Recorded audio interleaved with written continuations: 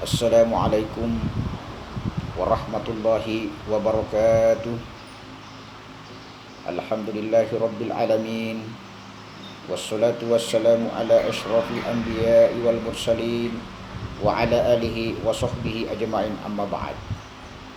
Kaum muslimin dan muslimat di mana saja berada, Islam adalah salah satu agama yang sangat menjunjung tinggi dan menghargai nilai-nilai kemanusiaan dan juga menjunjung tinggi tatanan sosial kehidupan umat manusia. Jika terjadi pelecehan kemanusiaan dan jika terjadi penrusakan terhadap tatanan sosial umat manusia, maka itu berarti bertentangan secara diametral dengan Islam itu sendiri. Oleh karena itu, tidak ada satu alasan pun untuk melecehkan nilai-nilai kemanusiaan dan melakukan penrusakan terhadap tatanan sosial. Apapun latar belakang kehidupannya, apapun agamanya, apapun sukunya, apapun bahasanya, tidak boleh menjadi alasan untuk melecehkan nilai-nilai kemanusiaan itu. Dalam Al-Quran sangat jelas Allah Subhanahu wa ta'ala menegaskan, Ya ayyuhan nas, inna khalaqnakum min dzakari wa unsa wa ja'alnakum syu'uban wa qabaila lita'arafu inna akramakum indallahi atqakum. Hai sekalian umat manusia, sesungguhnya kami menjadikan kamu laki-laki dan perempuan, menjadikan kamu berbangsa-bangsa, bersuku-suku. Tujuannya adalah untuk lita'arafu, untuk melakukan interaksi positif antara satu dan yang lain, melakukan hubungan yang baik antara satu dan yang lain. Sebab Allah Subhanahu wa ta'ala tidak melihat seberapapun jabatan Anda, bagaimanapun tingginya jabatan Anda, bagaimanapun banyaknya harta Anda, bagaimanapun paras wajah Anda, siapapun keturunan Anda, melainkan yang dinilai Allah Subhanahu wa ta'ala, inna akramakum indallahi atqakum. Sesungguhnya yang paling mulia di sisi Allah Subhanahu wa ta'ala adalah orang yang memiliki kualitas ketakwaan.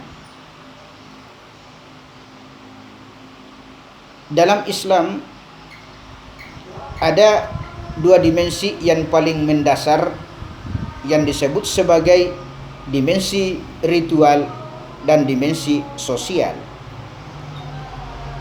Dimensi ritual biasa juga disebut sebagai ibadah ritual atau ibadah mahdhah. Sementara dimensi sosial biasa disebut sebagai ibadah sosial atau ibadah ghairu mahdhah, yang dalam bahasa Al-Quran itu disebut sebagai hablum minallah dan hablum minan nas, hubungan kepada Allah dan hubungan sesama umat manusia. Lalu apa alasan sehingga Islam sangat menghargai dan memberikan porsi yang lebih besar dalam kehidupan umat manusia itu atau dimensi sosial?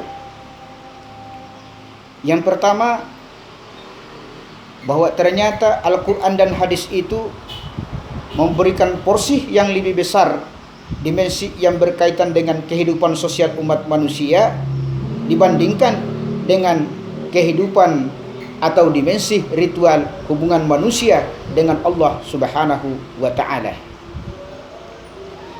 Dalam satu penelitian yang dilakukan oleh Ayatullah Khomeini, beliau memberikan kesimpulan bahwa 1:100 antara ayat-ayat ibadah dengan ayat ibadah sosial dengan ritual. 100 untuk ibadah sosial dan 1 untuk ibadah ritual. Demikian pula dalam kitab Fathul Bari yang ditulis oleh Ibnu Hajar Al-Asqalani, salah satu syarah dari kitab Sahih Bukhari, bahwa 4 jilid yang berbicara tentang ibadah ritual, sementara sisanya berbicara tentang ibadah sosial. Yang kedua, ketika terjadi benturan atau persamaan antara ibadah sosial dengan ibadah ritual, maka ibadah ritual bisa dipendekkan dan bisa ditangguhkan. Tentu saja bukan untuk ditinggalkan. Hal ini pernah dilakukan oleh Rasulullah SAW ketika sementara sholat. Beliau mendengar tangisan bayi, lalu beliau meninggalkan sholatnya, segera mengambil bayi itu karena dikhawatirkan kecemasan dari seorang ibu bayi itu. Pernah juga suatu ketika Rasulullah SAW sementara melaksanakan sholat, tiba-tiba datang Aisyah mengetuk pintu yang sementara pintu itu dalam keadaan terkunci. Lalu Rasulullah SAW meninggalkan sholatnya, lalu kemudian segera membuka pintu itu.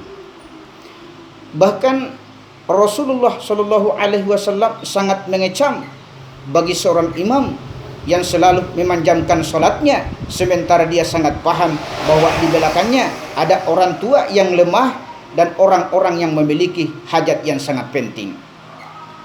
Dalam hadis dikatakan, ya ayyuhan nas, inna minkum munaffirina. Hai manusia, sesungguhnya ada di antara kalian yang suka menyulitkan. Fa ayyukun amman nas fal yujis. Jika ada di antara kalian yang menjadi imam di antara umat manusia, maka ringankanlah. Fa inna mi waraihil kabira wad dha'ifa wadal hajati.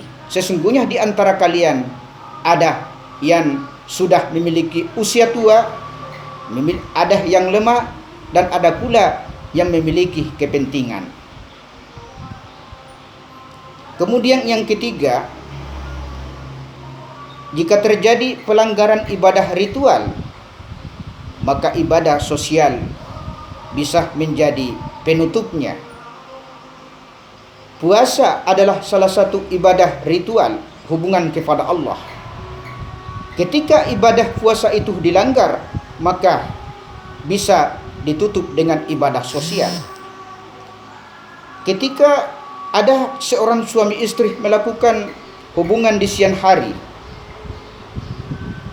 maka salah satu daripada kafaratnya atau sebagai penutupnya adalah dia harus melakukan hal-hal yang berkaitan dengan dimensi sosial yang dalam istilah fikih disebut sebagai kafarat. Kafarat adalah memberikan 60 fakir miskin. Tetapi sebaliknya, ketika kita melanggar ibadah sosial, maka ibadah ritual tidak bisa menjadi kafarat, tidak bisa menjadi penutup ketika kita melanggar ibadah sosial. Ketika ada orang yang menyakiti tetangganya, ada yang menyakiti orang lain, maka dia tidak bisa lakukan dengan cara sholat ibadah tiap malam, membaca Al-Quran, kecuali orang itu langsung meminta maaf kepada orang yang dia sakiti. Oleh karena itu, hadirin yang berbahagia, jangan sampai kita hanya disibukkan dengan sibuk melaksanakan ibadah ritual semata, sementara kita lupa bahwa ada yang lebih penting, hubungan antara manusia satu dengan manusia yang lain. Demikian, lebih dan kurangnya mohon dimaafkan. Wallahu muwaffiq ila thoriq. Wassalamualaikum warahmatullahi wabarakatuh.